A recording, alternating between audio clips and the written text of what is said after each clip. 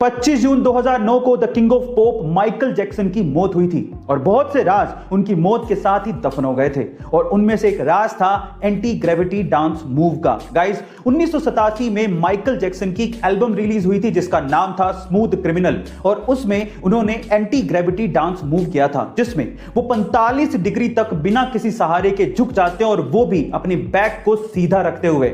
जब ये album release हुई थी तो लोगों को विश्वास ही नहीं हुआ, तो फिर एमजे ने यही डांस मूव एक लाइव शो में परफॉर्म करके दिखाया तो लोगों के होश उड़ गए। गाइस बाद में बहुत से लोगों ने इसे एक ट्रिक कहा, लेकिन आज भी वो डांस मूव किसी के बस की बात नहीं है।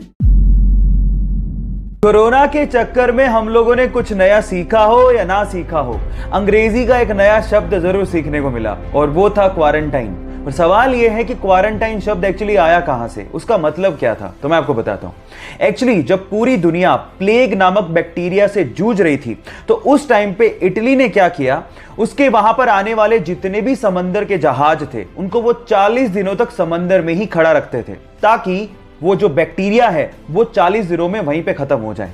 और वहां की लोकल लैंग्वेज में 40 को क्वारंटा बोला जाता था, वहीं से ही क्वारंटाइन शब्द को निकाला गया। क्या आपको इसके पहले तक ये बात पता थी, और नहीं पता थी तो चैट सेक्शन में लिखना मत भूलिएगा।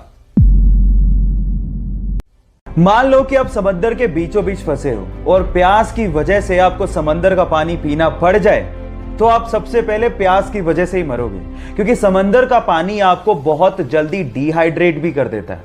कितनी अजीब बात है कि चारों तरफ पानी है फिर भी आपकी प्यास बुझ ही नहीं सकती।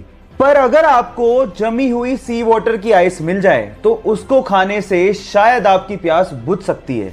ऐसा इसीलिए होता है क्योंकि नमक बर्फ के क्रिस्टलाइन स्ट्रक्चर में फिट ही नहीं होता, इसीलिए बर्फ में पानी के मुकाबले मात्र 10% ही नमक रह जाता है जिससे आपकी प्यास बुझ सकती है। यह नॉलेज आपको कैसी लगी चैट सेक्शन में लिखना मत भूलिएगा।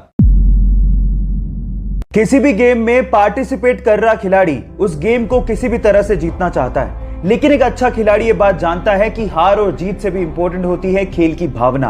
कुछ ऐसा ही हुआ एक टेनिस के मैच में, जब टेनिस खेल रहे खिलाड़ी को अचानक से इंजरी आ गई तो उसके ओपोनेंट यानी कि उसके खिलाफ खेल रहा खिलाड़ी भागता हुआ बिना हिचकिचाहट के उसके पास आता है और उसकी मदद करने लगता है। यह देखकर सारे दर्शक उस खिलाड़ी के लिए तालियां बजाना शुरू कर देते हैं। देखिए इस वीडियो में।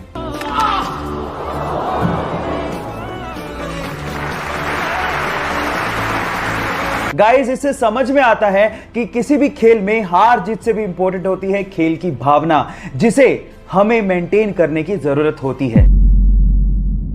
अगर किसी होटल के रूम में या फिर किसी चेंजिंग रूम में हिडन कैमरा लगा हो तो वो हमारे लिए बहुत बड़ी मुसीबत बन सकता है। अब प्रॉब्लम यह है कि कैमरास इतने छोटे होते हैं कि हमारी नेकेड आई से हम इसे देख ही नहीं सकते। तो घबराइए मत गाइस, क्योंकि एक ऐसा पोर्टेबल डिवाइस आ गया है जो आप अपने साथ कैरी कर सकते हैं। और जब आप होटल या फिर चेंजिंग रूम में जाएं तो इस पोर्टेबल डिवाइस को ऑन करके आप हिडन कैमरा को, चाहे वो कितना भी छोटा क्यों ना हो, उसे ढूंढ सकते हैं। ये लेजर एलईडी टेक्निक पे काम करता है। जैसे आप इसे ऑन करते हैं और आंख पे लगाते हैं तो वो किसी भी हिडन कैमरा को ब्लिंक करता हुआ दिखा देता है। हिडन कैमरा चाहे ऑन हो या ऑफ, ये डिटेक्टर फिर भी उसे डिटेक्ट कर लेता है। हाल ही में इस पूरे विश्व में फैली ये पैंडेमिक यानी कि महामारी से लड़ने के लिए जापान ने अपने ही देश में एक ऐसे ग्लासेस को बनाकर रेडी किया है जो कि टेक्नोलॉजी वाइज बहुत ही ज्यादा एडवांस है। इन ग्लासेस के अंदर एक्चुअली थर्मल कैमरास को इनबिल्ट किया गया है, जिसे पहनने के बाद आप दूर से ही किसी के भी बॉडी के टेम्परेचर को मेजर कर सकते हो और आप ये पता लगा सकते हो कि वो व्यक्ति इस बीमारी से ग्रसित है या नहीं। तो आपको क्या लगता है, ऐसे ग्लासेस की जिसमें थर्मल कैमरास इनबिल्ट हैं हमारे देश में जरूरत है या नहीं? चैट सेक्शन में लिखना मत भूलिएगा। दुनिया के सबसे साफ देशों की बात की जाए तो उसमें सिंगापुर सबसे ऊपर आता है। इसके पीछे का कारण क्या है मैं आपको बताता हूं। वहां पर गंदगी फैलाना एक संगीन अपराध माना जाता है और उसकी सजा आपको तुरंत ही मिल जाती है, और इसी वजह से वहां पर च्युइंगम चबाना भी अपराध माना जाता है। और अगर गलती से भी आप च्युइंगम चबाते वहां पर पकड़े गए तो आपको $2000 यानी कि लगभग 1.5 लाख रुपए का जुर्माना भरना पड़ेगा या फिर आपको 1 महीने जेल में बिताना पड़ेगा। अब आप समझ ही गए होंगे कि वो इतना साफ सफाई वाला देश क्यों है।